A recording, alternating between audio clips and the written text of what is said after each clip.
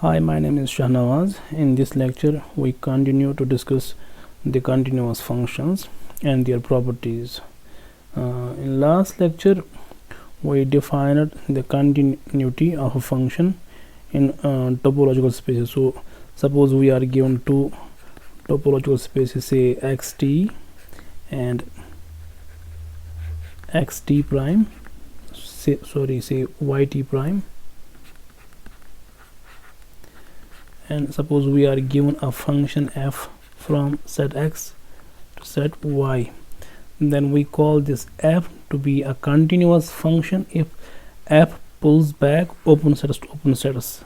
That means if we have this set x here and y here, and suppose v is open in y, so we call this f to be continuous if f pulls back every open set to open set. That means if we look at the inverse image of this set in this set here, so this is f inverse y. So if this is open for any open set in y, then we call f to be a continuous function. That means, so if v is in t prime, so this should imply f inverse v has to be in t for any v in t prime. So then we call this function to be a continuous function, and we proved in last lecture that the following two items are equivalent. So the item first was f is continuous, i.e. if v is in t prime implies f inverse v is in t. So this condition is equivalent to that for any a in x and an open set v in y with f of a in v. So if this is given, then this should imply there exists an open set u in x with a in u and f of u is contained in v. So these two conditions are equivalent. This is v here. So this means if a is any point here and we have its image here, say this is f of a, and suppose we have any open set here, say v, which contain f of a, then for this open set there must exist an open set u in x which contain a, such that if I take the image of this set f of u, this should be contained in v, i.e. so if I look at the image of f of u, this must be a subset of this must be a subset of v. So this is here f of u. Then these two conditions are equivalent. Now let us see how this definition this definition in topological spaces is equivalent to the definition of continuity in analysis. So in analysis we define the continuity of a function at a point via the epsilon delta definition. That means, so suppose we have a function f from r to r, so this is said to be continuous at a point, say a in r, if for any positive real number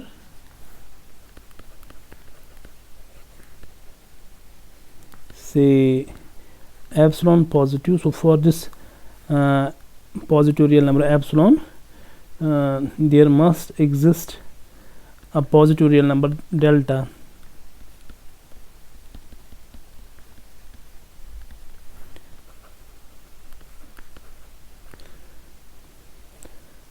Positive real number delta such that whenever x is at a distance less than delta from a, so this should imply f of x must be at a distance of less than epsilon from f of a. So this means whenever x is at a distance of less than delta from a, this f of x must be at a distance less than epsilon from f of a. So this should work for any epsilon positive. So for any epsilon positive, there must exist this delta positive. So this would imply, so this implies that this minus delta is less than x minus a is less than delta should imply minus epsilon is less than f of x minus f of a, and this is less than epsilon, or this implies a minus delta is less than x is less than a plus delta. So this implies f of a minus epsilon is less than f of x is less than f of a plus epsilon. In other words, this implies whenever x is in the interval a minus delta a plus delta, this should imply f of x should be in the interval f of a plus epsilon f of a minus epsilon. So this means whenever x is close to a, fx has to be close to f of a. So this means suppose this is our function, say this is f of x, and suppose this is the point a, and we have to look at the points which are in the interval x minus delta, sorry, a minus delta and a plus delta. So let us take this to be the point a minus delta and this to be a plus delta. So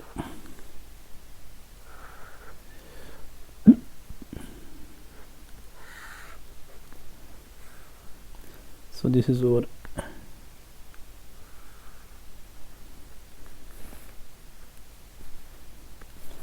this is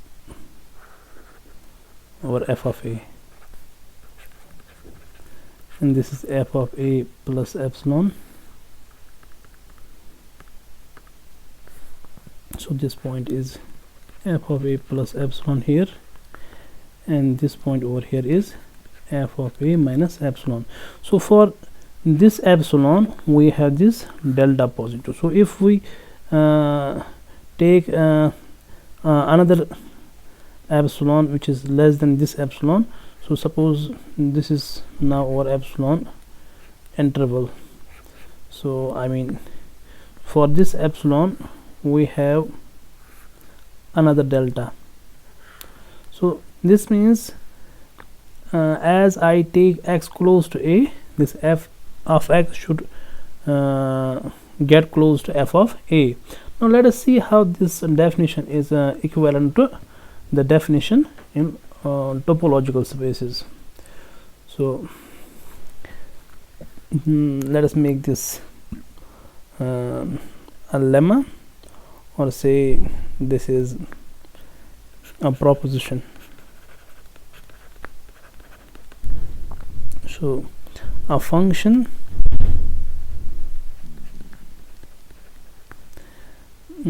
f from R to R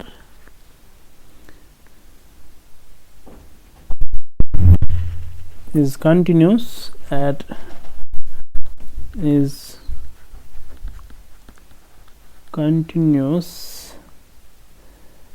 if for any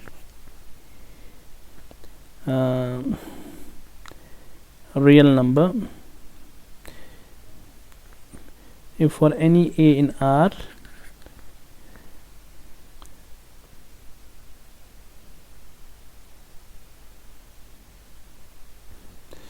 this is a function f is continuous if and only if, so this is if and only if condition, for any if for any a in R,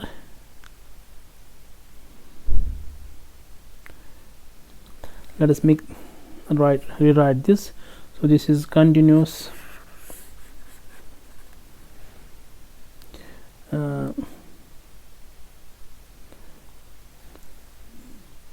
is continuous at a point a in R if and only if for every open set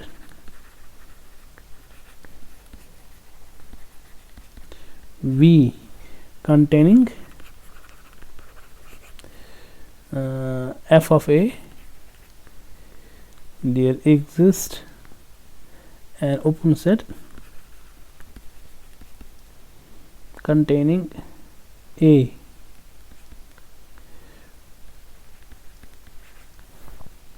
such that f of, let us call this open set U, f of u is contained in V. So here we are assuming this function to be continuous via the epsilon delta mode, and we are going to prove this epsilon delta definition is equivalent to this definition, i.e. for every open set V containing f of a, there exists an open set U containing a such that this f of u is contained in V. Let us prove this. First of all, we are going to assume this f is continuous via this mode. So assume f is continuous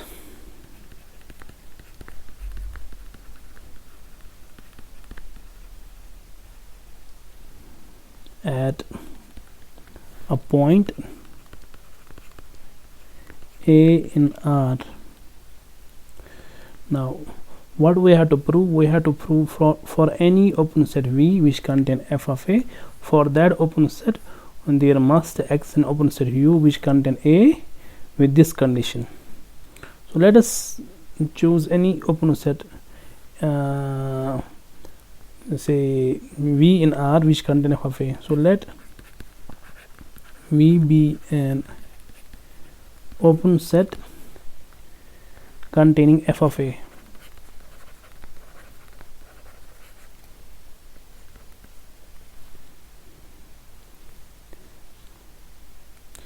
So now V being open subset of R with respect to the usual topology means, and f of a being an element of V, this means this V is a neighborhood of f of a, because we know that a set is open if its interior is itself. That means any point in an open set is an interior point of that set.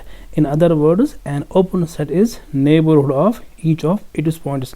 Now this V being open and f of a being a point in V means V is a neighborhood of f of a. That means there exists an open set.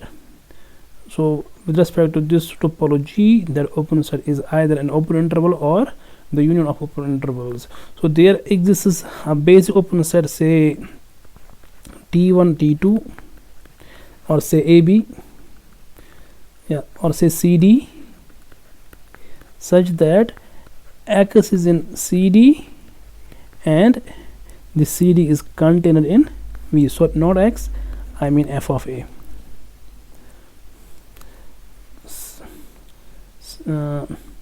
Since V is open,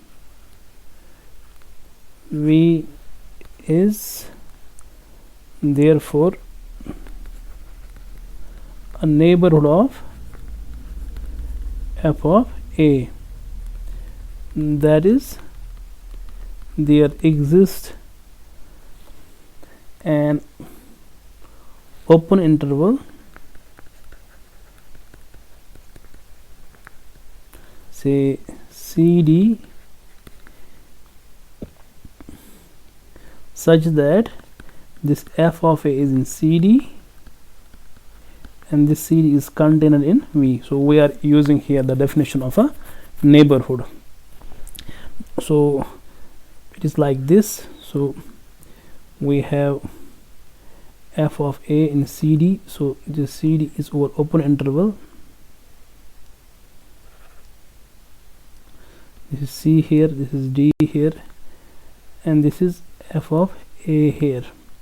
Now what we are going to do, we are going to take epsilon to be the minimum of the real numbers f of a minus c and d minus f of a.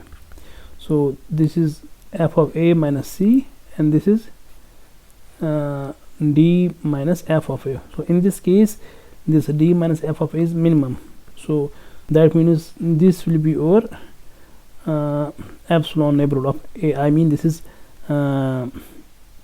the f of a minus epsilon and this is f of a plus epsilon. So take epsilon to be equal to minimum of f of a minus c and d minus f of a. Then by this definition f of a is in CD and CD contains this epsilon neighborhood, and that epsilon neighborhood will be a subset of a V because CD is a subset of V. So then f of a minus epsilon and f of a plus epsilon will be a subset of V. Now we are going to use our hypothesis. So what we have assumed here, we have assumed here f is continuous. Now by continuous here we mean this f is continuous via the epsilon delta mode. So that means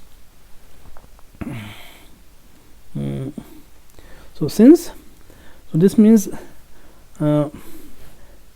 f of x is in the interval f of a minus epsilon and f of a plus epsilon. So for this epsilon there must exist a delta positive, so we are going to use this definition. For any epsilon positive there is a positive real number delta such that this is true. So in this case we have this situation here.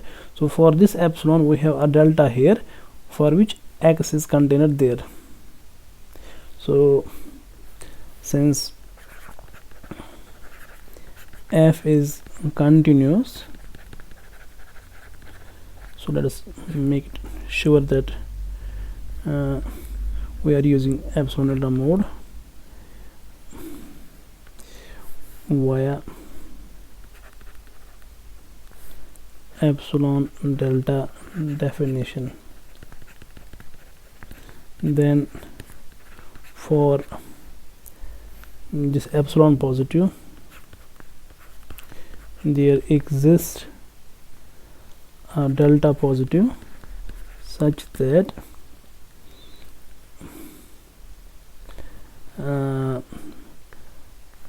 whenever x is in the interval x minus delta and x plus delta, this f of x has to lie in the interval f of a minus epsilon and f of a plus epsilon. So let us take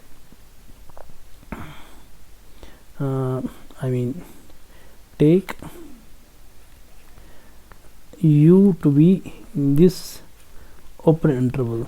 So obviously, so then note that, so let us add one more step here. So or equivalently, this means if I take the f image of this interval, this would imply that is going to be a subset of there, because if we add one more step here, this would imply f of a minus delta and a plus delta, this is contained in f of a minus epsilon, f of a plus epsilon. So we are going to use this definition over here. So equivalently this implies f of a minus this is not x here, this is a here. So f of a minus delta, a plus delta, it is f image is contained in the interval f of a minus epsilon, f of a plus epsilon. Now if we, and this is contained in v because it is given there. So take u to be the open interval a minus delta and a plus delta. Then note that this open interval contains a, hence a is contained in u, and f of u is contained in here, which is contained in v.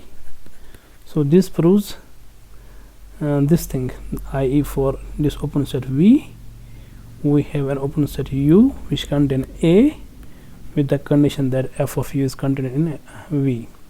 So conversely,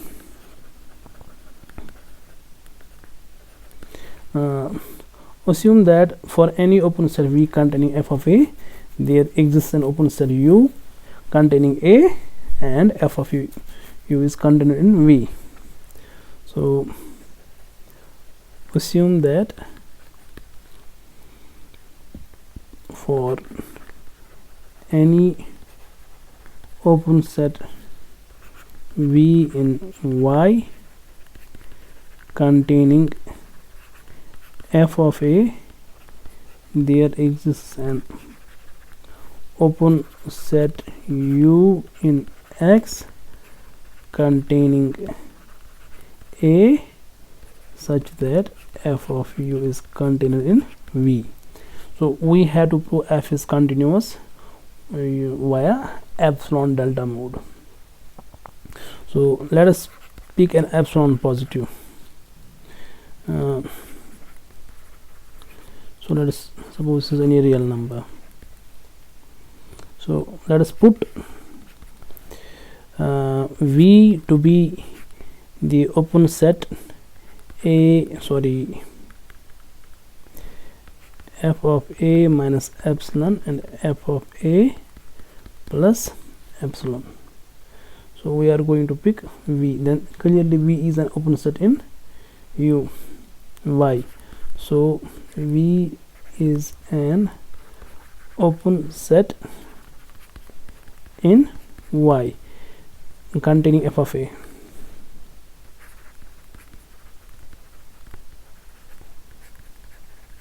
So what is our hypothesis? So if we have an open set v which contain f of a, then for that open set v we have an open set u which contain a with this condition. So for this open set v, therefore there exists an open set u in x containing a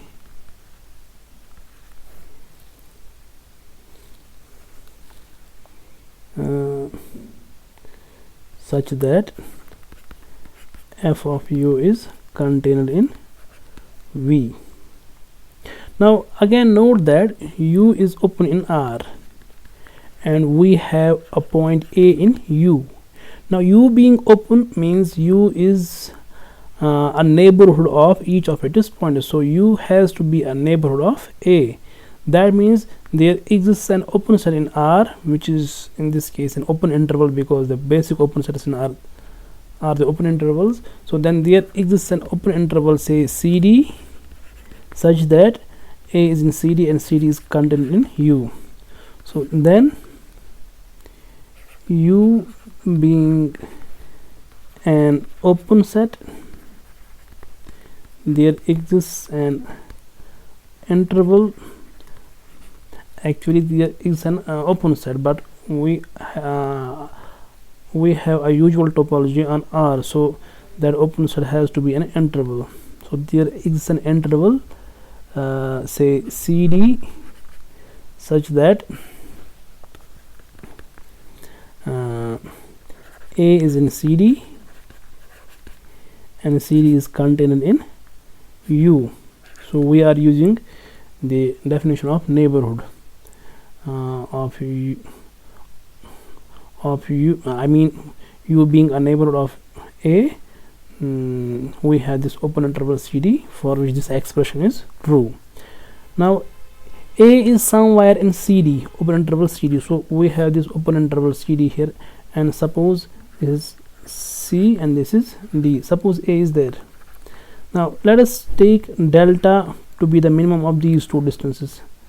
So in this case this is the minimum, and let us consider this open interval A minus delta and A plus delta. So take delta to be the minimum of minimum of C, A minus C, and D minus A. Then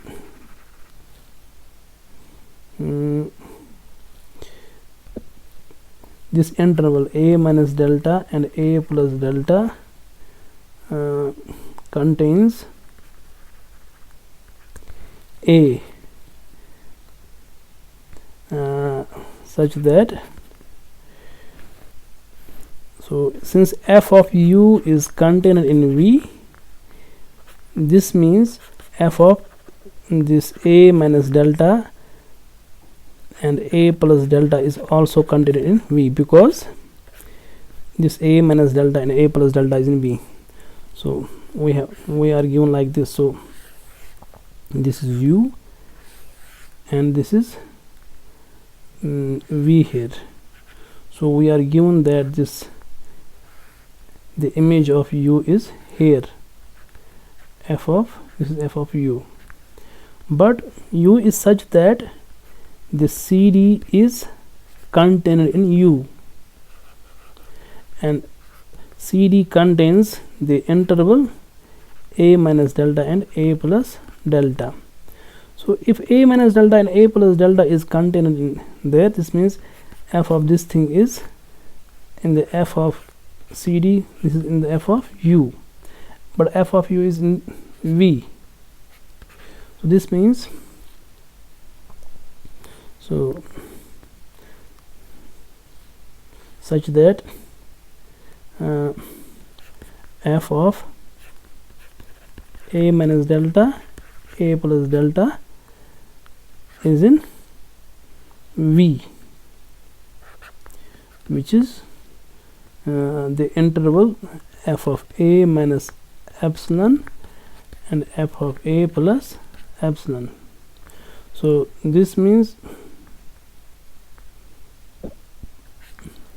for this epsilon positive we have a delta positive such that this thing is true.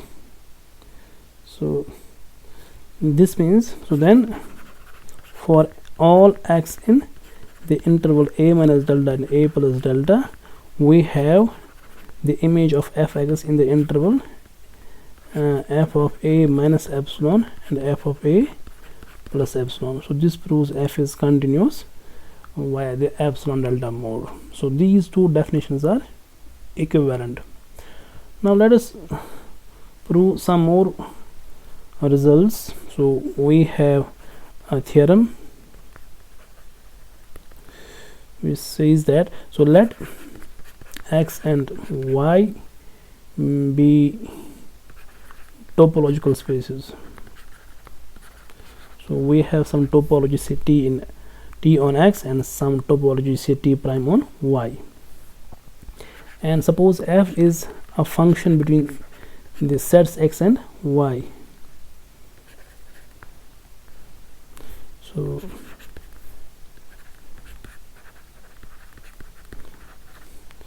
then the following are equivalent. So we have the first item which says f is continuous, i.e. f pulls back open sets to open sets. The second item is that for any subset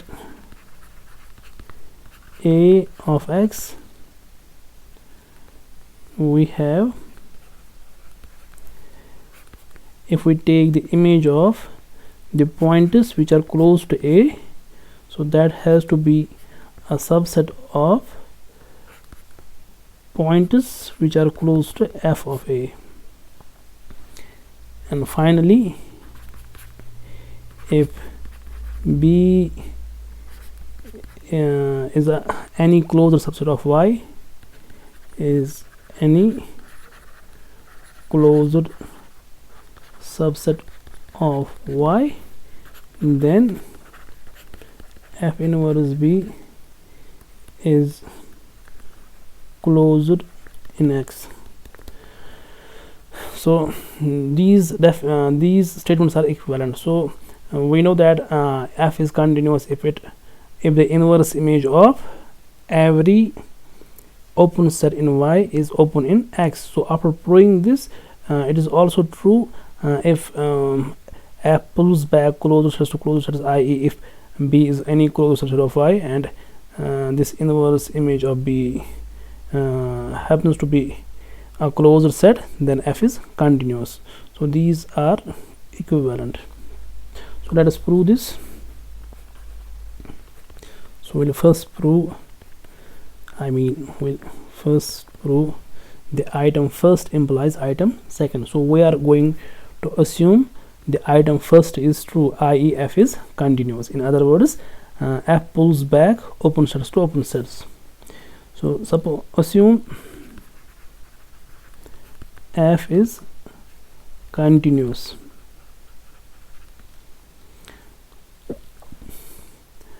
This means the inverse image of open sets is open sets. So then we have to prove f of a closure is contained in f of a closure of f of a. So let us first define what is f of a closure.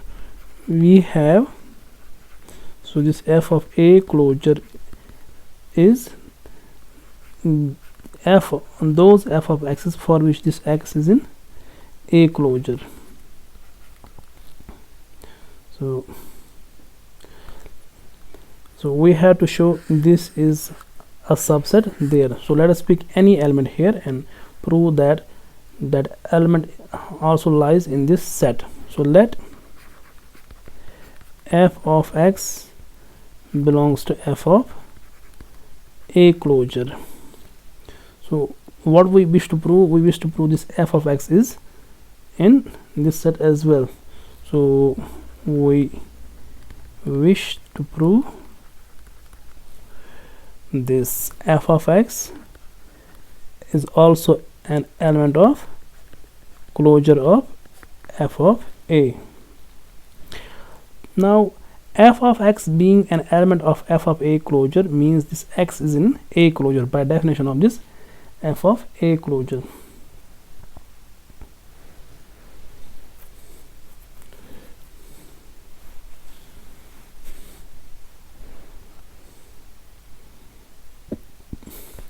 So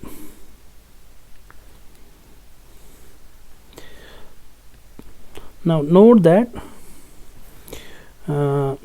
if a is any set, then we say x is a limit point of a, x is a limit point of a, or x is in the derived set of a if for any open set, say u containing x, if this intersection is non-empty, then we say this is a limit point. So this has to be true for any open set U. I mean, for any open set U, this intersection has to be a non-empty set. Now if I replace this by this condition, so if X is in a closure, this would imply for any open set U containing X, the intersection. Now in this case we need here to remove X from U. So if X is in a closure, then this is true. I mean, for any open set U containing X, this intersection is non-empty. Or conversely, if for any open set U containing X we have this intersection to be a non-empty set, then this X is in the A closure. So now f of X being a subset of A closure, so means this X is in A closure. So since X is in A closure, now X being an A closure means for any open set V which contain this f of X,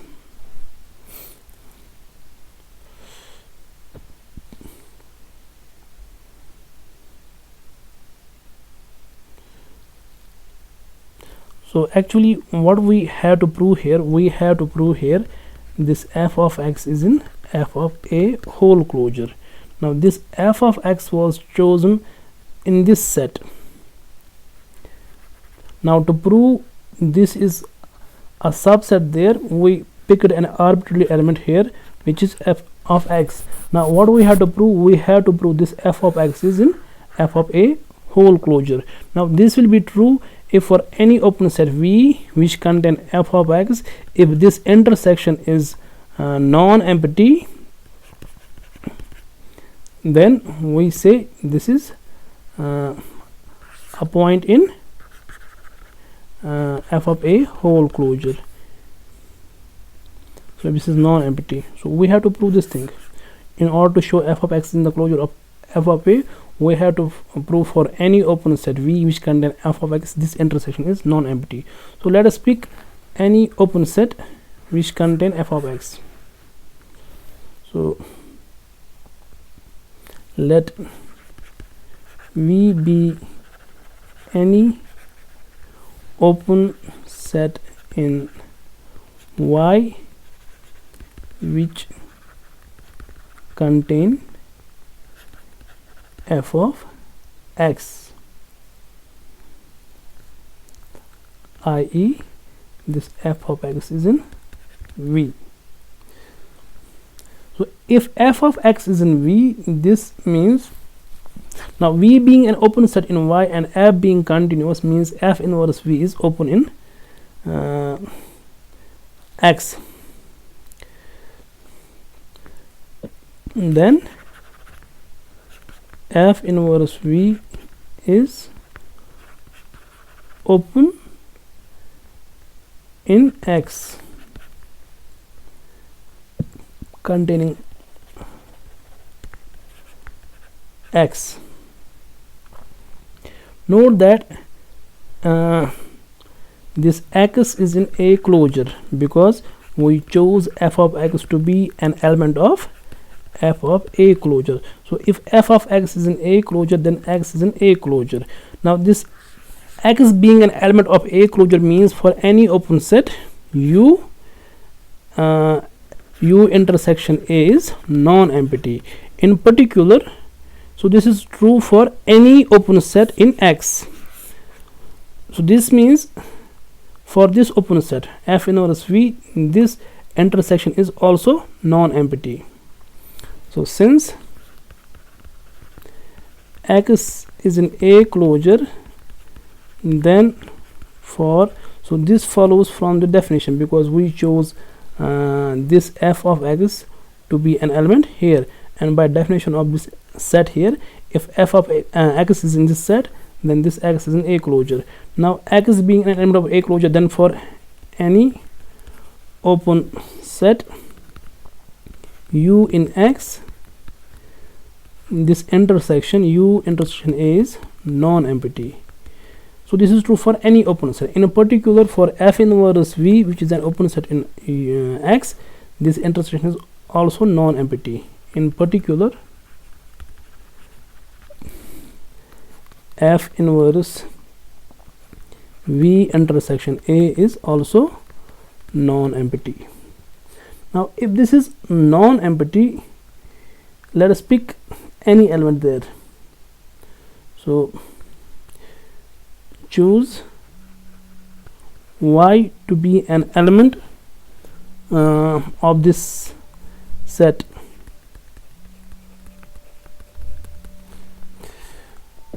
This means this now if this is the case, then if I look at the F image of Y, this will be a subset of V intersection F of A, because Y being an element of F inverse A means F of Y is in A, and Y being an element of A means F of Y is in A. So this is straightforward.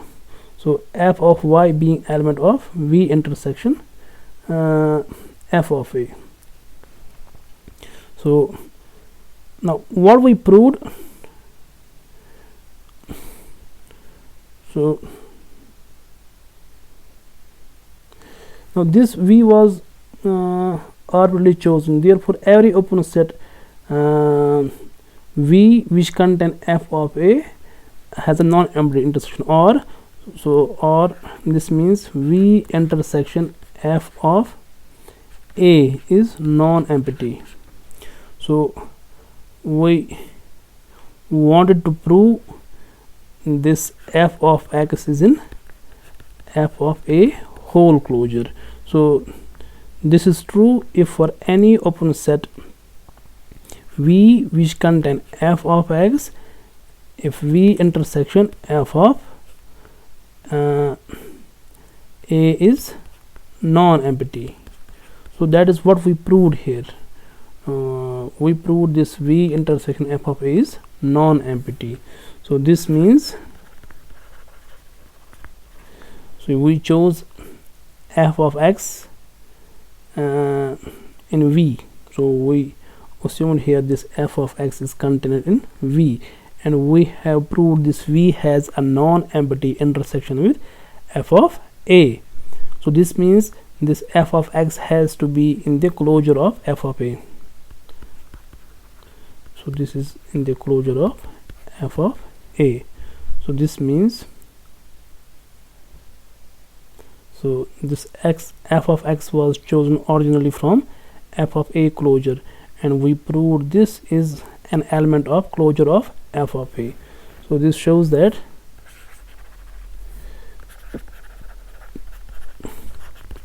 F of A closure is contained in closure of F of A, because this F of X was chosen here,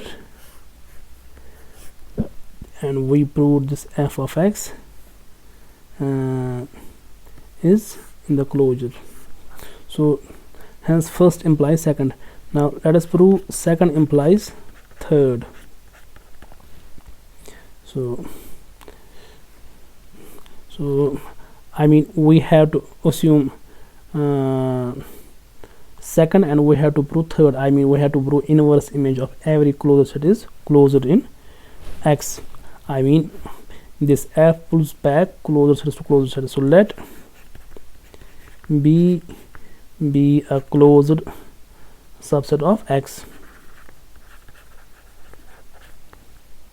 Sorry, closed subset of Y. And let A be the inverse image of B. So we have to prove this A is closed. Now to prove A is closed, it suffices to prove A is equal to its closure, because we know that A is closed if and only if it is equal to this closure. So we want to prove that A is closed. A is closed, i.e. A is called A closure. That is what we have to prove. So now A equal to f inverse B implies f of A is contained in B. So note that f of A is contained in B. So this is equality here if this f is surjective, but we are not sure whether f is surjective or not. So this f of A is contained in f of B. Now this is an exercise for the viewers to prove if A is contained in B, then closure of A is also contained in closure of B. So here f of A is contained in f of B. This implies f of A whole closure is contained in B closure. Now B is given to be a closure subset of Y, so B closure is same as B. So but we are going to use first condition here, I mean f of A closure, because we have assumed second to be true. So this f of A closure contains here this f of A closure. So this means f of A closure is contained in B, since f of A closure is contained in f of A whole closure.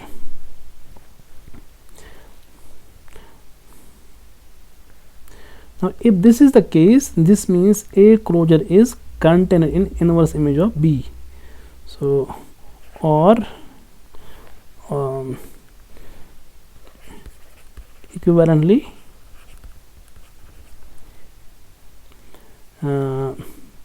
so we are given f of A closure is contained in B implies, so equivalently A closure is contained in the inverse image of B, and this inverse image of B is over A. So this is A. So since A is contained in the closure of A, we proved here A closure is contained in A. This means A is called A closure. So this means A is equal to A closure, hence A is closed. Thus we proved that this f plus by closure is closures. Now let us prove the final item. Third implies first. So we are going to assume that this f pulls back closure sets to closure sets. Then we are going to prove f is continuous, i.e. we have to prove f pulls back open sets to open sets. Now to show that f is continuous, we have to prove f is continuous. For that we will prove f pulls back open sets to open sets. So we are going to pick an open set here. So to show f is continuous, let V be any open set in Y.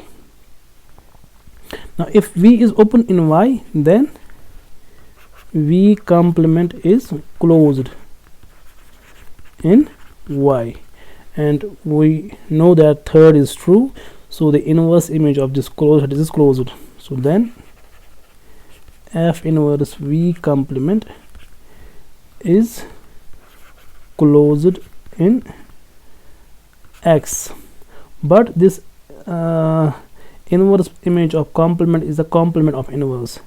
So but This is also an exercise, but f inverse v complement is actually the complement of the inverse. So this is closed, but this set over here, this is equal to this thing over here. This means this is closed. So hence f inverse v whole complement is closed, or f inverse v is open. So we chose v to be open in y, and we showed its inverse image is open in x. So this would imply f is continuous.